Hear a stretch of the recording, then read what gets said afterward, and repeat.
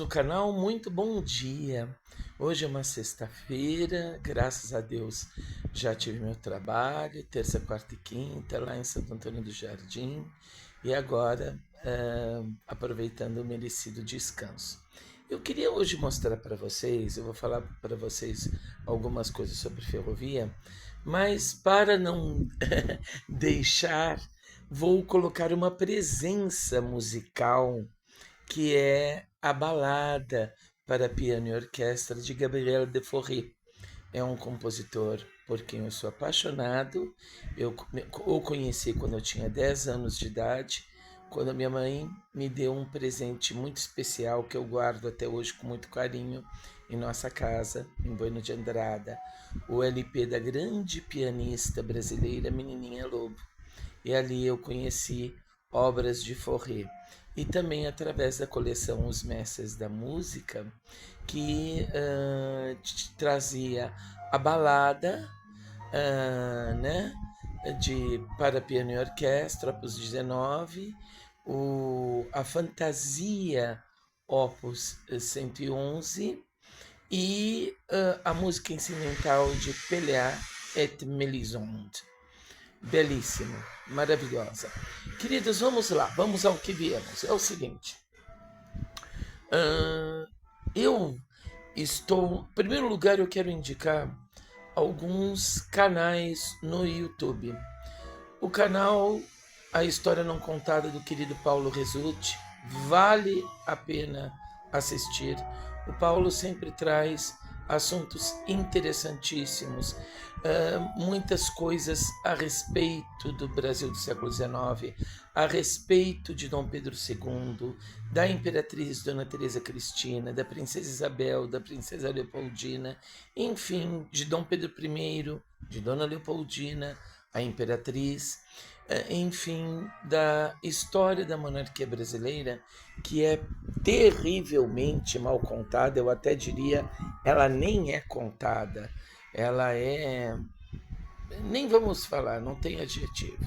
Esqueçam tudo que vocês aprenderam sobre o século XIX e vão até lá, a história não contada de Paulo Resulti, e ouçam e leiam o grande e saudoso professor mestre José Murilo de Carvalho. Muito bem, queridos, vamos lá. Eu hoje, de manhã, ao entrar no Facebook, eu vi algumas postagens muito interessantes do Jurandir Júnior. Visitem a página dele lá no Facebook.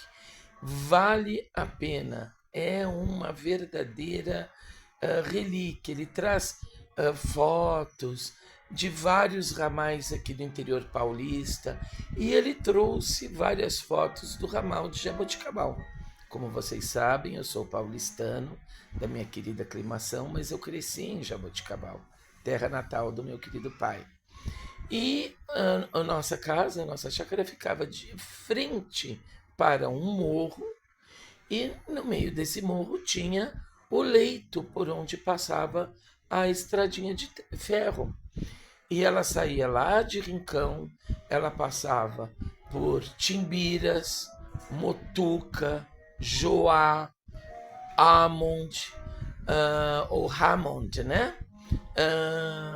Córrego Rico, Jaboticabal, Graminha, Ibitirama, Andes, até chegar a Bebedouro e aí fazer a sua conjunção com a antiga estrada de ferro São Paulo-Goiás, que depois tornou-se o ramal de Nova Granada, que morre ali em Nova Granada, porque a ideia era continuar até Imperatriz, entre Goiás e Maranhão, e futuramente ligar, fazer a ligação com o Pará.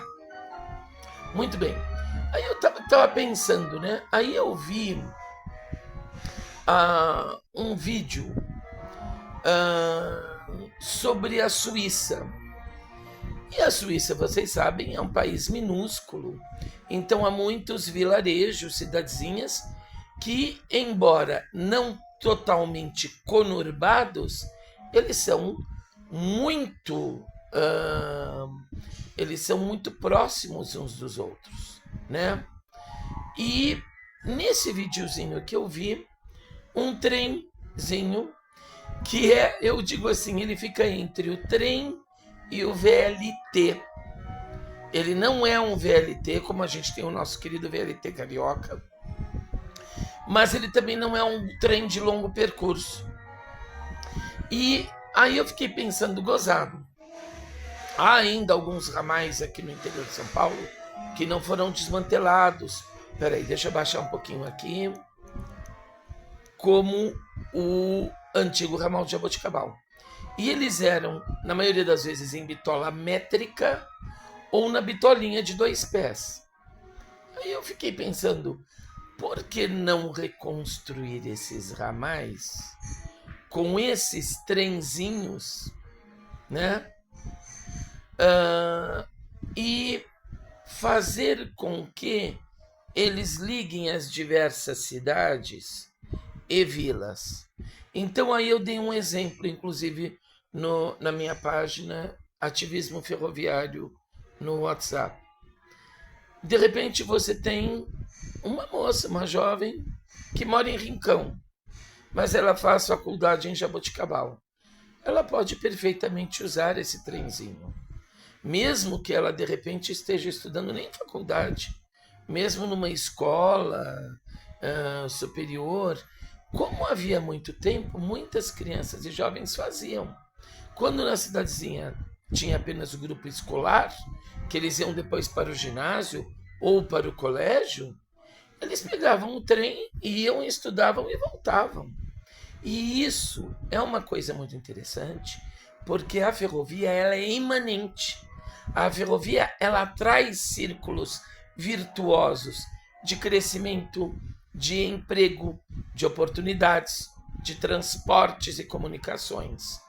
E isso pode ser feito, isso deve ser feito.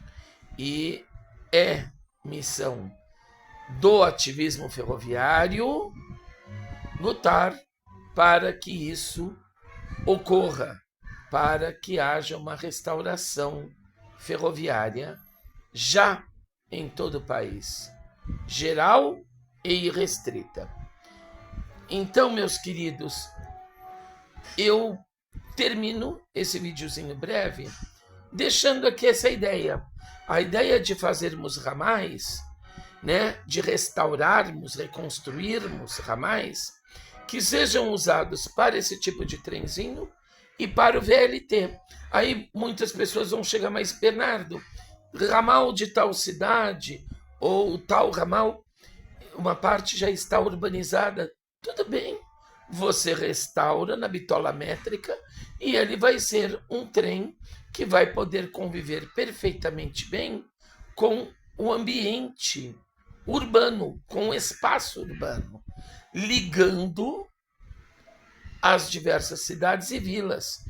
E, inclusive, isso pode ajudar muito no renascimento de localidades que hoje são vilas fantasma, como, por exemplo, Graminha, lá perto de Jaboticabal, que chegou a ter quase 2.000 pessoas e hoje é ruína. Se você fizer isso, você aos poucos, não será da noite para o dia, não será de um ano para o outro, mas aos poucos você vai revertendo o chamado êxodo rural, você vai aliviando a pressão demográfica das grandes cidades e estabelecendo o homem, né, as pessoas em cidadezinhas menores, em vilas, que vão criando infraestrutura. Aí você tem 1.001 vantagens. Por exemplo, quando eu estava a dar aula lá em São Lourenço do Turvo, a minha querida São Lourenço do Turvo, onde tem a escola professora Helena Borsetti, uma vez eu apaixonado pelo ramal da Douradense, o ramal da Toriba, que sai de Silvânia, falei, eu vou dar um pulo até Curupá. E meu querido amigo professor Pedro lhe falou, olha, Bernardo, vai com cuidado, porque às vezes Curupá é um lugar assim, a parte principalmente ali da ferrovia não é muito bem. Não é muito bem frequentada. Às vezes vão jovens, pessoas lá, questão de droga. Já houve, inclusive, há alguns anos atrás, isso em 2010, tinham achado uma pessoa que foi assassinada lá por questões de briga com o tráfico. E eu estava pensando, engraçado, essas cidadezinhas calmas, pacatas, de repente, ainda mais quando elas têm o seu leito ferroviário, elas acabam sendo lugares de ocasião para a criminalidade, para a violência. Você restaurando esses ramais, você joga uma luz em cima dessas áreas e você vai afastando a violência. E num lugar mal encarado, assustador, que provoca medo na população, você tem a restauração e começa a suscitar admiração, apreço e carinho, porque olha, o trenzinho voltou. E com ele volta o emprego, a comunicação, o fixar o trabalhador da ferrovia naquela localidade, o trazer progresso para aquela localidade. E um progresso verdadeiro, não um progresso imaginário. Vamos pensar nisso, amigos. Até lá, um abraço e restauração ferroviária já.